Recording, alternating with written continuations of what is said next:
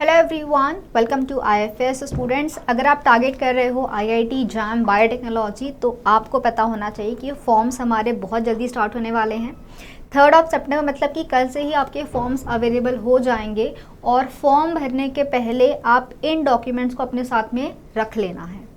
कौन से डॉक्यूमेंट्स चाहिए है, किस फॉर्मेट में चाहिए है, फाइल की साइज़ क्या होनी चाहिए, हर डिटेल आपको इस वीडियो में मिलने वाली है। सो प्लीज़ वीडियो को एंड तक ज़रूर देखें। इसकी लिंक भी शेयर करना फ्रेंड्स के साथ में, बिकॉज ये बहुत इंपॉर्टेंट है। याद रखना, इनमें से कोई भी चीज़ अगर आपकी मैच नहीं करेगी तो फॉर्म आपका एक्सेप्ट नहीं होगा। हो सकता है फॉर्म अभी एक्सेप्ट हो जाए बट बाद में रिजेक्ट होने के चांसेस भी हो सकते हैं, तो इन बातों का आपको खास ध्यान रखना है। क्या है ये details, let's have a quick look. First of all आपको बोला गया है कि आपको 10 स्टैंडर्ड की आपकी मार्कशीट लेनी है या फिर सर्टिफिकेट लेना है।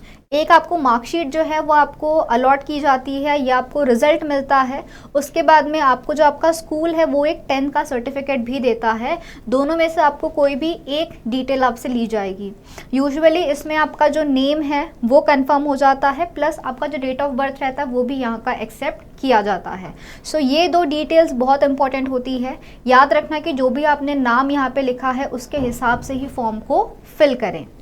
अपार्ट फ्रॉम दैट, फोटोग्राफ की रिक्वायरमेंट्स क्या बताई गई है बच्चों, तो ध्यान रखना है आपको जो फोटोग्राफ सबमिट करना है ये जेपीईजी या फिर जेपीजे इमेज के फॉर्म में करना है। पीडीएफ फॉर्म या फिर आप किसी नोट फॉर्म में दोगे तो वो एक्सेप्ट नहीं किया जाएगा। So first and very important thing is that आपका जो भी इमेज रहने वाला है उसको आप जेपीईजी या फिर जेपीजे फॉर्मेट में ही रखें। फ़ोटो की साइज़ क्या होगी, तो ये होना चाहिए बच्चों 50 to 200 KB। आजकल हम जो फ़ोन में फ़ोटोज़ क्लिक करते हैं वो 5 MB तक का भी होता है, 5 MB 7 MB, depends on the phone and उसमें कितनी क्लैरिटी आई है। तो आपको याद रखना है कि आप फ़ोटो को अच्छी से स्कैन कर लें, ओके, और उसको जेपीईजी या फिर जेपीजे फॉर्मेट में रख सकते हो। रीसेंट फोटोग्राफ देना है और कलर में देना है, ब्लैक एंड वाइट फ़ोटो मत सबमिट करना। रीसेंट फोटोग्राफ होनी चाहिए, ठीक है, और कलर में आपका फोटोग्राफ होना चाहिए। डायमेंशन ऑल्सो उन्होंने मेंशन किया है 4.5 सेंटीमीटर एंड 3.5 सेंटीमीटर। सो आप या तो वाइट बैकग्राउंड का इस्तेमाल कर सकते हैं या फिर ब्लू बैकग्राउंड का इस्तेमाल कर सकते हैं। बेसिकली पीछे एक लाइट बैकग्राउंड रखें और अपनी अच्छी सी फ़ोटो रिसेंट वाली अपलोड कर दें यहाँ पे। साइज़, अगर आपके पास जो फाइल उसकी साइज़ बड़ी है तो बहुत सारे आपके इमेज कॉम्प्रेसर्स आपको गूगल पे मिल जाएगा, तो आप वहाँ से भी अपना फ़ोटो का साइज़ छोटा कर सकते हैं। ध्यान रखना फ़ोटो ब्लर ना हो जाए ज़्यादा, इस बात का ध्यान रखना। अदरवाइज़ फोटोग्राफ के जो स्टूडियोज़ होते हैं वहाँ पर आप अगर अपनी रिक्वायरमेंट्स बताओगे तो वो आपको प्रॉपरली करके दे देते हैं। तो ये एक बात अपनी फ़ोटोग्राफ के बारे में अच्छे से याद रखें। अबाउट द सिग्नेचर, सिग्नेचर में उन्होंने एक मेंशन किया है कि आपको एक रेक्टेंगुलर बॉक्स का इस्तेमाल करना है और ये बॉक्स जो है this should be of 2 centimetre to 7 centimetre, ठीक है। तो हाइट एंड विड्थ की बात उन्होंने की है। साइन करने के लिए आपको या तो ब्लैक कलर का पेन लें या फिर डार्क ब्लू कलर का पेन लें। इसके अलावा कोई ग्रीन, रेड, पिंक का इस्तेमाल मत करना, ठीक है। ब्लैक कलर, ब्लू कलर सबके पास होता है, उसका इस्तेमाल करें। इस फोटोग्राफ की भी आपको पीडीएफ नहीं देनी है, आपको इसका भी इमेज फॉर्मेट में देना है, ठीक है। तो या तो जेपीईजी फॉर्मेट या तो जेपीजे फॉर्मेट, इन फॉर्मेट में ही आपको सिग्नेचर को अपलोड करना है। अब देखना यहाँ पे साइज चेंज हो गया है। The size of this particular image form, इसका जो फाइल रहेगा आपका, इसकी साइज होनी चाहिए 50 KB to 150 KB। अब आप बोलोगे मैम हमने डब्बा नहीं बनाया, ऐसे साइन किया तो चलेगा क्या, तो चल जाएगा। बस आपको याद रखना कि फ़ोटो क्लिक करने के बाद आपको क्रॉप उस तरीके से करना है, okay. If you are signing in a lengthy paper कोई दिक्कत नहीं है, बट आप याद रखना कि साइन करने के बाद में जो आपका इमेज रहेगा उसका जो डायमेंशन है वो बिल्कुल 2:7 का होना चाहिए। अगर आपने फ़ोटो को इस तरीके से आपकी साइन बीच में है लिया तो ये फॉर्म में एक्सेप्ट नहीं होता है। ये बहुत स्पेसिफिक है, मुझे बहुत अच्छी से याद है जब मैं खुद गेट का फॉर्म भरी थी तो मेरा भी साइन एक्सेप्ट नहीं हुआ था जल्दी, because they wanted this specific thing. तो अगर आपके पास एक बड़ा सा पेज है, आपने इसमें कहीं पे भी साइन किया है तो चल जाएगा, बस आपको फ़ोटो लेने के बाद में उसको इस तरीके से क्रॉप कर लेना है, चल जाएगा। डब्बा नहीं बना के साइन किया चल जाएगा। बॉक्स बना लोगे तो क्रॉप करने में ईजी जाएगा, नहीं बनाओगे तो भी क्रॉप करते वक्त उसको ध्यान रखना, कभी भी आपका इस फॉर्मेट में एक्सेप्ट नहीं होगा सिग्नेचर। तो साइन के लिए ये बात याद रखनी है, इमेज के फॉर्म में रहेगा, मतलब जेपीजे फॉर्मेट में ही रहेगा, JPG JPEG, and size should be 50 to 150 KB। उसके अलावा if anyone is a PWD candidate, अगर आप इस कैटेगरी में आते हो तो आपको स्क्राइब की जो रिक्वायरमेंट है ये भी आपको बता देनी है। टाइम पे एग्ज़ाम हॉल में जाने के बाद वगैरह नहीं काम चलेगा, आपको पहले से ही ये फॉर्म सबमिट करना है। जो डेट उन्होंने पोर्टल पे मेंशन की है कि 30 दिसंबर 2024 के पहले आपको ये अवेल करना है। So candidates who want to avail the scribe facility, अगर आप उसके लिए एलिजिबल हो तो आप ये फैसिलिटी डेफिनेटली ले सकते हो। और अगर आपको चेक करना है कि आप इस कैटेगरी में आओगे कि नहीं आओगे तो इसकी गाइडलाइंस इनके पोर्टल में आपको मिल जाएगी, रीड करें। अगर आपको लगता है कि आप इसमें फिट बैठ रहे हो तो डेफिनेटली आप लोग वहाँ पे अपने आप को अवेल कर सकते हो। तो आपको एप्लीकेशन फॉर्म फिल करना है, साइन करना है, ये आपको इनके ऑफिशियल वेबसाइट पे ऑफिशियल पोर्टल से ही चीज़ें मिल जाएगी, ठीक है। सो upload the scan copy of the duly filled in and signed forms, ये भी आपको सबमिट करना है। इसकी डेट थोड़ी आगे बता दी गई है, 30 दिसंबर तक आप ये सबमिट कर सकते हो। तो मुझे लगता है कि ज़्यादा देरी तो नहीं करनी चाहिए किसी ने भी। अगर आपको लगता है कि आपको ये रिक्वायरमेंट है तो ये डॉक्यूमेंटेशन भी आपने बना के रख लेना चाहिए। So what are the requirements, या फिर क्या कैटेगरी है, क्या क्राइटेरिया रिक्वायर्ड है कि आप इस कैटेगरी में फिट हो सको। So first of all not less than 40% impairment बताया गया है, ठीक है। सो ये जो डॉक्यूमेंटेशन है ये आपको सर्टिफिकेट जो है आपको इशू करना है। सर्टिफिकेट रैंडमली किसी पर्सन का एक्सेप्ट नहीं किया जाएगा, इसके लिए भी उन्होंने बताया है या तो आप चीफ मेडिकल ऑफिसर से जाके ले सकते हो या फिर जो चीफ सर्जन है, मेडिकल सुप्रिटेंडेंट, ठीक है, of a government health care institution. एक गवर्नमेंट हेल्थ केयर इंस्टीट्यूशन में जाके ये जो 3 पोजीशंस बताई गई है, इस रिस्पेक्टिव पोजीशन में जो भी वहाँ पे पर्सन अवेलेबल रहेंगे आप उनसे ये सर्टिफिकेट ले सकते हो। रैंडमली आप किसी और का सर्टिफिकेट ले जाओगे, शायद अभी डॉक्यूमेंट एक्सेप्ट भी हो जाए बट बाद में रिजेक्ट होने के चांसेस हो सकते हैं। सो मेक श्योर कि इनसे ही आप अपना जो सर्टिफिकेट है वो बनाएं, ठीक है। तो जो भी बेनिफिट्स है, ओके, जो भी बेनिफिट्स है, बिकॉज अगर आपने देखा है आईआईटी में जो नंबर ऑफ सीट्स का जो डिस्ट्रीब्यूशन सीट मैट्रिक्स बताई गई है उसमें स्पेसिफिकली मेंशन्ड है +1 स्टार मार्क लगा के बताया गया है कि ये सीट्स एक पीडब्ल्यूडी कैंडिडेट के लिए रिजर्व्ड है। सो अगर आपको वो सीट चाहिए है तो आपको इस बात का बहुत खास ध्यान रखना पड़ेगा। अगर आपने ये डॉक्यूमेंटेशन नहीं ठीक से किया तो वो जो सीट रिजर्व्ड है फॉर अ पीडब्ल्यूडी कैंडिडेट वो नहीं मिल पाएगी। तो प्लीज़ मेक श्योर करें कि डॉक्यूमेंट एक ऑथेंटिक पर्सन से ही बनाएं, ना कि आप कहीं यहाँ वहाँ से इसको बनाएं, ठीक है। डॉक्यूमेंटेशन का फॉर्मेट क्या रहेगा, ये फॉर्मेट भी आपको फॉर्म जो है वो आपको अवेलेबल कर दिया गया है। तो ये तो भाई लिंक क्लिकेबल नहीं है, बट आप पोर्टल पे जाओगे तो आप यहाँ पे लिंक में जाके डायरेक्टली आपको जो उनका डिक्लेरेशन फॉर्म है वो आपको मिल जाएगा, ठीक है।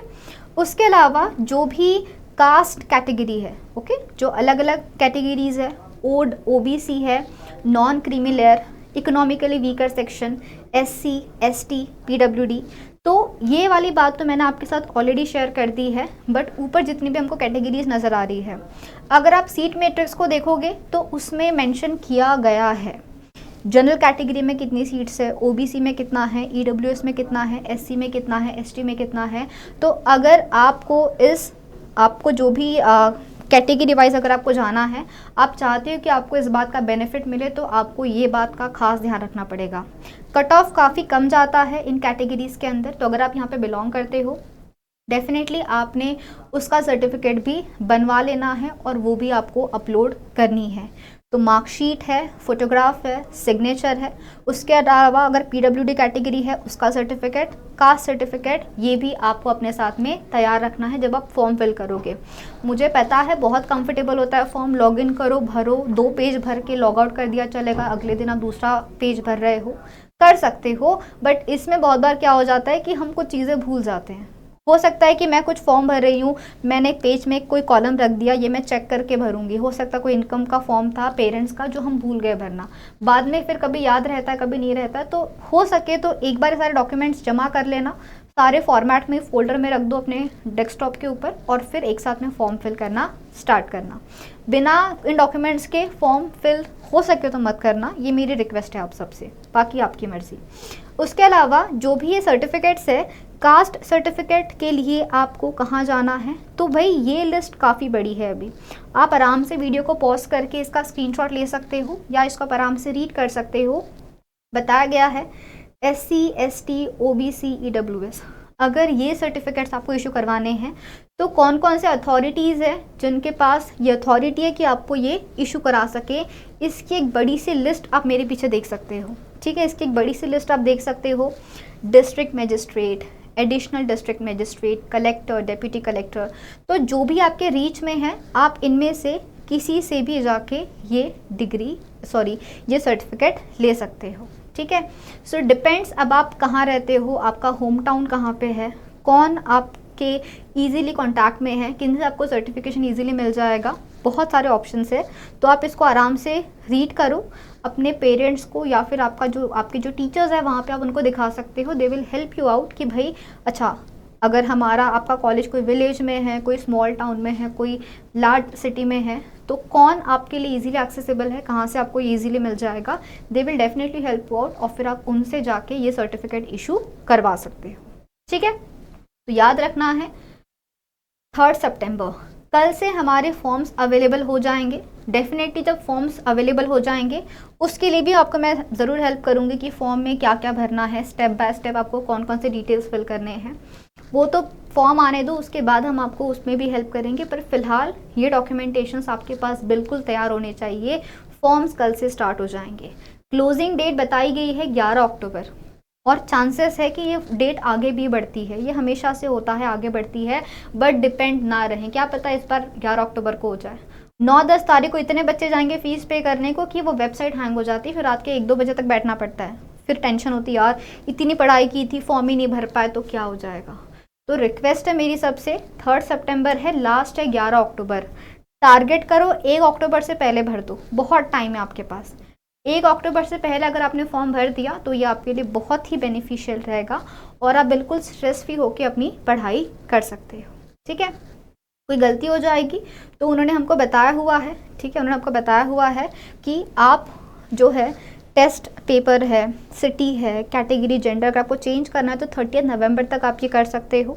और जो भी आपको स्क्राइब असिस्टेंस चाहिए है उसका सर्टिफिकेट 30 दिसंबर तक आप भर सकते हो।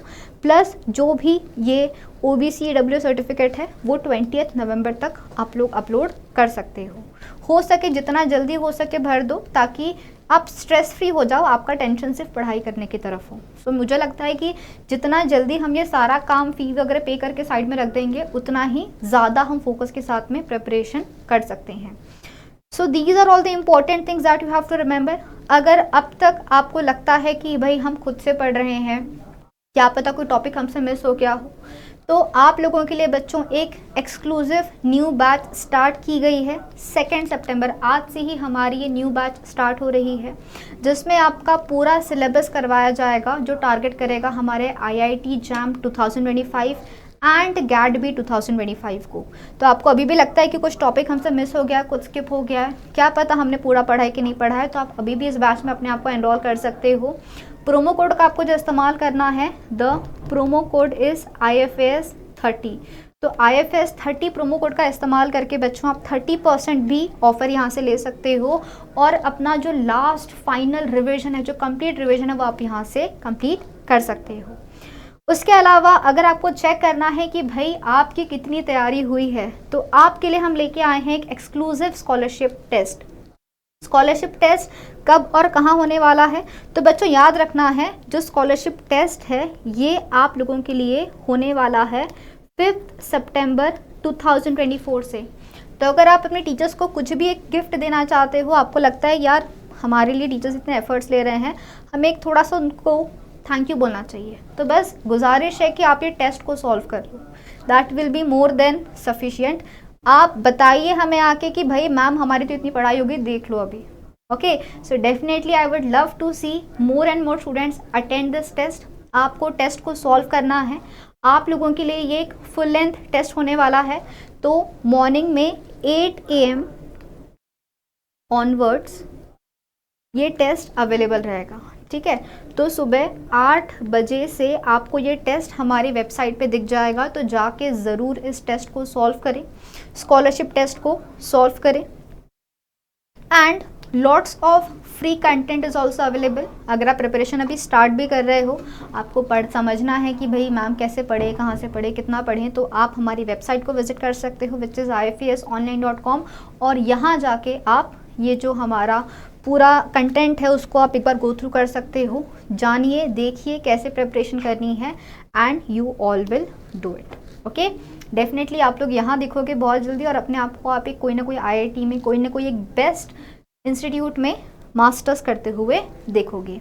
आई hope the information is useful to all. जितने भी आपके फ्रेंड्स हैं जो फॉर्म भरने वाले हैं, ज़रूर वीडियो उनके साथ में शेयर करें, बता दो सबको कौन कौन से डॉक्यूमेंट्स उनको अभी से प्रिपेयर करना है। All the very best, a very happy learning.